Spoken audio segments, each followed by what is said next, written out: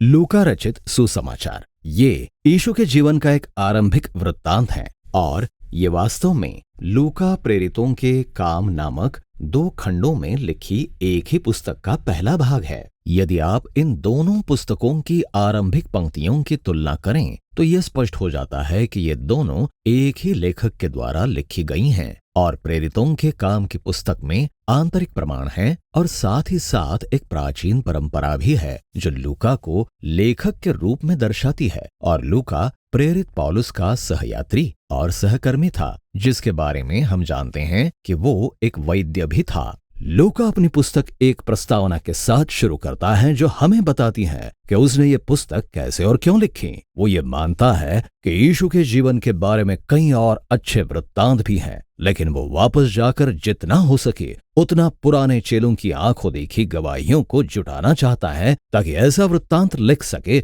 जिसे वो हमारे बीच बीती बातों का क्रमानुसार वृत्तांत कहता है। अब ये शब्द बीती है हमें बताते हैं कि लूका ने वृत्तांत क्यों लिखा। उसके लिए यीशु की कहानी केवल कोई पुराना इतिहास नहीं था। वो ये दिखाना चाहता है कि कैसे ये परमेश्वर और इस्राएल के बीच वाचा की लंबी कहानी की पूर्णता है और उससे भी बड़ी परमेश्वर और सारे जगत की कहानी की पूर्णता। पुस्तक की रचना बड़ी स्पष्ट है। एक लंबा परिचय है जो यूहन्ना बपतिस्मा देने वाले और यीशु की कहानियों को स्थापित करता है। फिर अध्याय 3 से 9 में लूका यीशु के गृह क्षेत्र गलील में यीशु और उसके मिशन का एक मजबूत चित्र प्रस्तुत करता है। उसके बाद पुस्तक के बड़े मध्य भाग में यीशु की यरूशलेम की ओर लंबी यात्रा का वर्णन है। वो यात्रा हमें कहानी के चरम अर्थात यरूशलेम में यीशु के अंतिम सप्ताह तक ले जाती है, जहां उसके मृत्यु और पुनरुत्थान का वर्णन है। फिर वो हमें प्रेरितों के काम की पुस्तक की ओर ले जाता है। इस वीडियो में हम लूका के सुसमाचार के केवल पहले आधे भाग पर ही ध्यान देंगे। विस्तृत परिचय हमें समानांतर रूप में यूहन्ना बपतिस्मा देने वाले और यीशु के जन्म की कहानियां बताता है। यहाँ एक बुजुर्ग याजक दंपति जकरिया और एलिशिबा है और फिर एक युवा कुंवारी स्त्री मरियम और यूसुफ है। ये दोनों परमेश्वर से एक असंभव सी प्रतिज्ञा प्राप्त करते हैं कि उन्हें एक पुत्र उत्पन्न होगा। फिर दोनों प्रतिज्ञाएं पूरी होती हैं जब यूहन्ना और यीशु का जन्म होता है और दोनों माता पिता आनंद उत्सव के गीत गाते हैं। अब यह काव्यात्मक गीत पुराने नियम के भजनों और भविष्यवक्ताओं की पुस्तकों की ध्वनियों से भरे हुए हैं और बताते हैं कि कैसे ये बालक परमेश्वर की प्राचीन प्रतिज्ञाओं को पूरा करेंगे। लेकिन ये कविताएं आने वाली कहानी में इनमें से प्रत्येक बालक की भूमिका को भी दर्शाती हैं। यूहन्ना वो भविष्यवाणीय संदेशवाहक है जिसकी प्रतिज्ञा तोरा और भविष्यवक्ताओं की पुस्तकों में की गई है कि वो इस्राएल को उनके परमेश्वर से मिलने के लिए तैयार करेगा। और यीशु दाऊद से प्रतिज्ञा किया गया वो मसीहा राजा है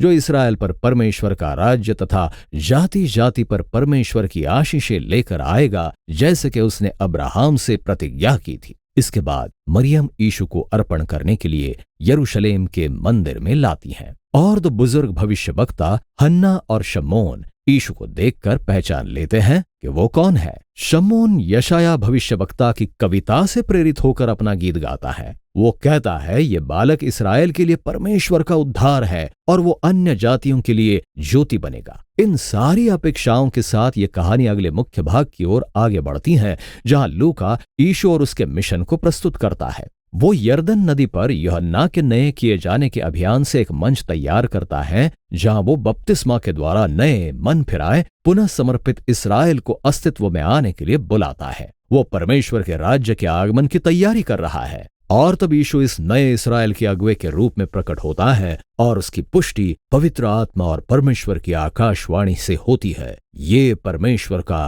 प्रिय पुत्र है। उसके बाद लूका वंशावली का वर्णन करता है और ये यीशु के वंश को पहले दाऊद से और फिर अब्राहम से तथा फिर सीधे उत्पत्ति की पुस्तक के आदम से जोड़ती हैं। लूका यहाँ पर दावा करता है कि यीशु इस्राएल का मसीहा राजा है जो परमेश्वर की आशीष लाएगा, लेकिन केवल अब्राहम के वंश इस्राएल के लिए ही नहीं, वो यहाँ आदम की सारी संतानों के लिए अर्थात संपूर्ण मनुष्य जाति के लिए है। इसके बाद लूका ने बड़े योजनाबद्ध तरीके से यीशु के अपने नगर नासरत को जाने की कहानी को रखा, जहां से वो अपने सार्वजनिक मिशन को आरंभ करता है। आराधनालय की एक सभा में यीशु खड़ा होकर यशायाह की पुस्तक से पढ़ता है और कहता है, प्रभु का आत्मा मुझ पर है कि कंगालों को सुसमाचार सुनाऊं और बंदियों को छुटकारा दूं, अंधों को नई दृष्टि दूं और कुचले हुओं को छुड़ाऊं। अब अन्य सुसमाचारों के साथ यीशु को यहाँ ऐसे मसीहा राजा के रूप में दिखाया गया है जो परमेश्वर के राज्य का सुसमाचार ला रहा है। लेकिन लूका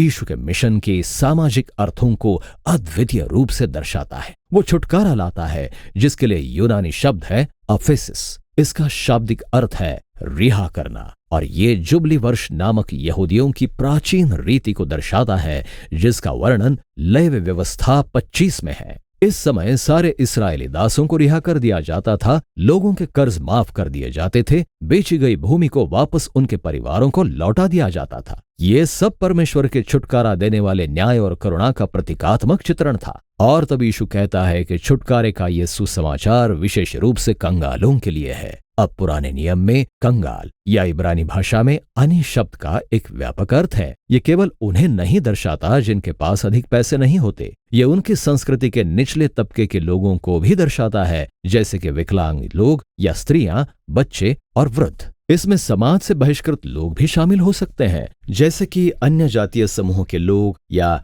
ऐसे लोग जिनके गलत जीवन निर्णयों ने उन्हें स्वीकृत धार्मिक दायरों से बाहर रखा हो। और यीशु कहता है कि परमेश्वर का राज्य विशेषकर ऐसे ही लोगों के लिए सुसमाचार है। इसके बाद लूका तुरंत हमारे सामने कहानियों का एक बड़ा खंड रखता है, जिसमें वो हमें दिखाता है कि कंगालों के लिए यीशु का सुसमाचार कैसा दिखता है। इसमें बिछौने पर पड़ी बीमार स्त्री को या उस व्यक्ति को जिसे चर्म रोग है या किसी लकवे के मारे व्यक्ति को चंगा करना शामिल होता है। यहाँ ऐसी कहानियां भी हैं जिनमें यीशु लेवी जैसे चुंगी लेने वाले का अपने समुदाय में स्वागत करता है, जो आर्थिक रूप से गरीब तो नहीं है लेकिन सामाजिक रूप से बहिष्कृत है। इसमें यीशु द्वारा एक वेश्या को क्षमा करने की भी कहानी है। लूका हमें दिखाता है कि कैसे यीशु का राज्य लोगों के जीवन की परिस्थितियों में बदलाव और बहाली लेकर आया। वो ऐसे लोगों के दायरे को बढ़ा रहा है जिन्हें परमेश्वर के राज्य में चंगाई की सामर्थ्य को प्राप्त करने का निमंत्रण दिया जाता है। और जब यीशु का मिशन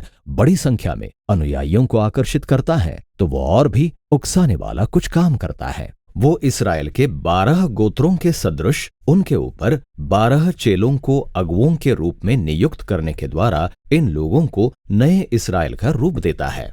और तब यीशु उन्हें अपने इस विपरीत राज्य के घोषणा पत्र की शिक्षा देता है, जिसे लूका मैदान में दिया गया उपदेश कहता है। वो कहता है कि परदेशी और कंगालों के लिए परमेश्वर के प्रेम का अर्थ ये है कि उसका राज्य हमारे सारे तौर तरीकों को पलट देता है। वो यहाँ परमेश्वर के नए लोगों की रचना करने आया है, जो बड़ी उदारता के साथ कंगालों की सेवा करने के द्वारा यीशु के निमंत्रण का प्रत्युत्तर देंगे। वे लोग जो सेवा करने के द्वारा अगुवाई करेंगे और मेल तथा क्षमा का जीवन जिएंगे। वे लोग जो पूर्ण भक्त हैं लेकिन धार्मिक पाखंड को ठुकरा देते हैं। अब यीशु के राज्य के दर्शन में ईश्वरीय अधिकार का दावा है। ये विरोध और विवाद को उत्पन्न करना शुरू करता है, विशेष रूप से इस्राएल के धार्मिक अगुओं की ओर से, क्योंकि यीशु तिरस्कृत लोगों तक पहुंचता है। इसलिए ये उनकी धार्मिक परंपराओं और सामाजिक स्थिरता की उनकी सोच के लिए खतरा बन जाता है। इसीलिए वे यीशु पर परमेश्वर की निंदा करने का, पियक्कड़ होने का और पापियों के साथ मिलने का आरोप लगाने लगते हैं।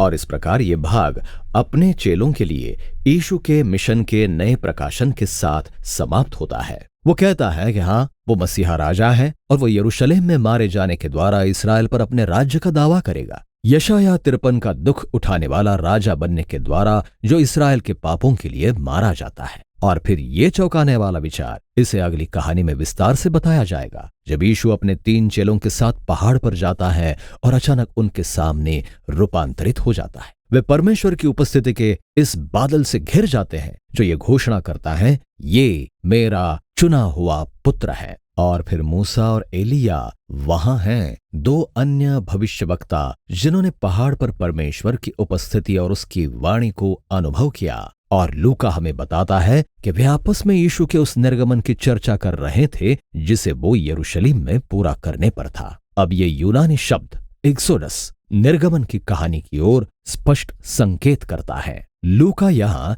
यीशु को नए मूसा के रूप में दिखा रहा है, जो अपने नए बने इस्राएल को सब व्यक्तिगत, आत्मिक या सामाजिक पापों और बुराई से छुड़ाकर स्वतंत्रता प्रदान करेगा। और ये हमें इस पुस्तक के दूसरे आधे भाग की ओर ले जाता है। लेकिन अभी के लिए लूका रचित सुसमाचार का पहला आधा भाग यही है।